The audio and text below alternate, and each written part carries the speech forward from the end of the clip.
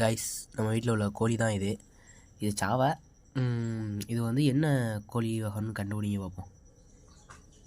இது வந்து ஒரு கொண்ட கோழி.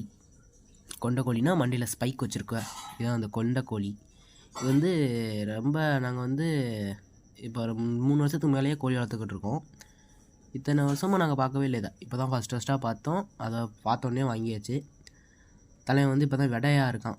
சாவல்னு நினைக்கிறேன். நல்ல அழகான குஞ்சு, பார்க்கவே நல்லா இருக்கான்.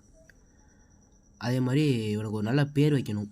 கமெண்ட் பண்ணுங்கள் மறக்காமல். நம்ம வீட்லேயே ஒரு தனி ஒரு ரகம் இது மட்டும்தான்.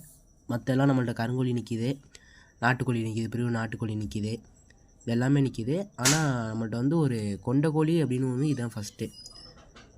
புறாவில் வந்து கொண்ட புறா பார்த்துருக்கோம். ஆனால் ஃபஸ்ட்டாக கோழியில் வந்து கொண்ட கோழி இப்போ தான் கேள்விப்படுறோம். பாருங்கள், நல்லா செமையான கோழி இது.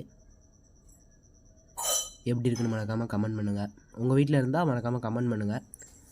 என்ன ப்ரைஸ்க்கு வாங்கினீங்கன்னு கமெண்ட் பண்ணுங்கள்.